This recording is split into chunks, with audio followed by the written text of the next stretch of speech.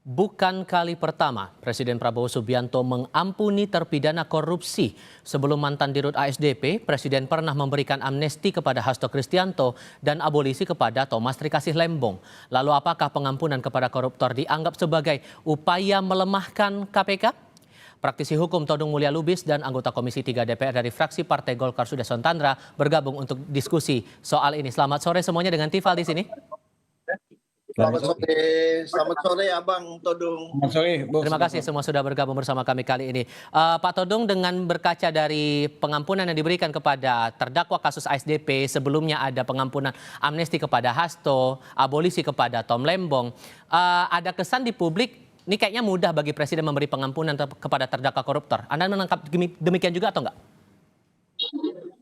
Saya ingin melihat dalam konteks kontroversi yang ada pada beberapa kasus di mana kriminalisasi terhadap kebijakan itu dilakukan oleh aparat penegak hukum. Nah, ini mengganggu ya.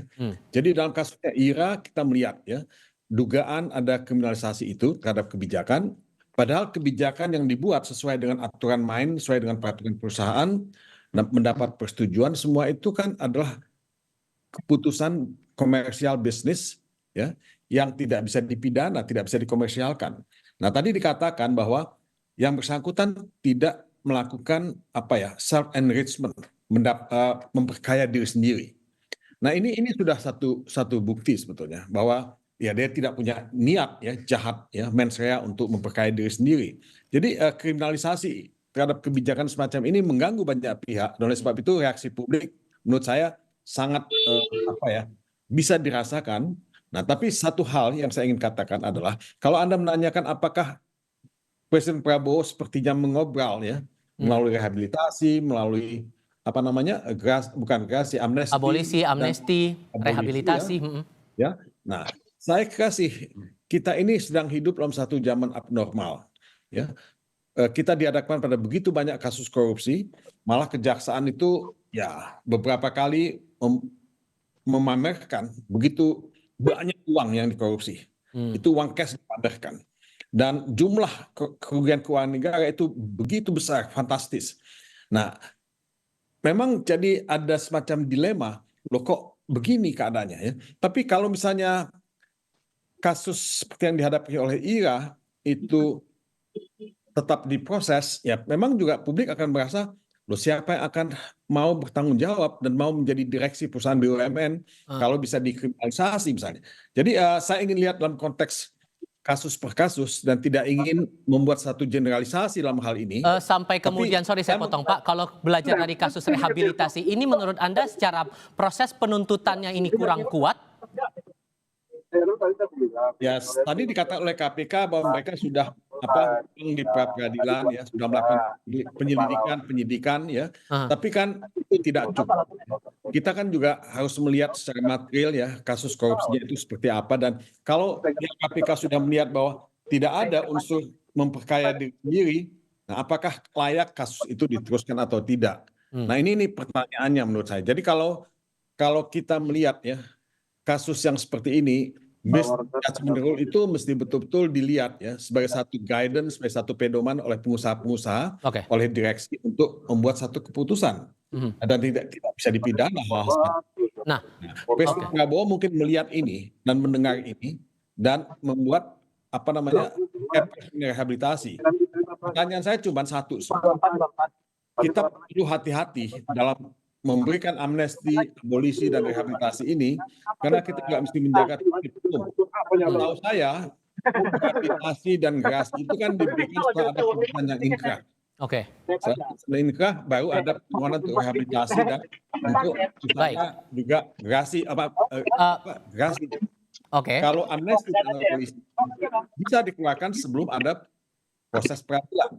Nah, ini kan kita mesti sepakati semua mekanisme. Sudah kami tangkap poin itu, Pak. Saya bahagia, saya senang, saya happy dengan rehabilitasi yang diberikan kepada Ira, karena menurut saya dia yang betul-betul ya punya profesionalitas dan integritas, dan saya tidak meragukan itu karena saya kenal dia. Pak Deson, saya pernah dia dulu, dan saya bertemu dengan dia ya waktu Oke. di tahanan. Kalau menurut Anda Pak Deson sampai keluar rehabilitasi ini datang dari Presiden Prabowo secara dasar hukumnya sudah tepat meskipun keluarnya setelah vonis disampaikan majelis hakim? Ya, jadi Presiden tentu dalam hal ini punya banyak pertimbangan. Beliau juga tidak ingin mengganggu independensi daripada pengadilan, ya kan?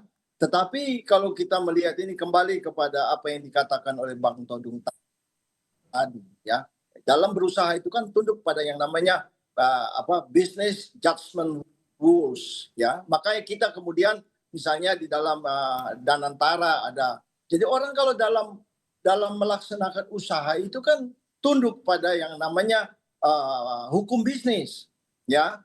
Jadi kalau saya berusaha dengan Anda misalnya, Anda yang mau beli produk saya atau Anda berusaha dengan saya, tentu Anda kan ingin untung. Kami juga ingin untung, ya kan? Nah, itu mestinya harus KPK paham. Nah, kalau Presiden kemudian sudah 2 kali melakukan ini, maka ini sebenarnya merupakan suatu alert, suatu catatan sehingga bukan saja KPK, aparat penegak hukum semua untuk berhati-hati, khususnya dalam hal untuk melakukan tindakan kepada entity bisnis itu yang BUMN itu supaya berhati-hati. Ini juga bisa menimbulkan distrust kan di tengah-tengah masyarakat, di dunia usaha. Ya tadi seperti Bang Todung tadi bilang, siapa yang akan jadi direksi? Ya kan?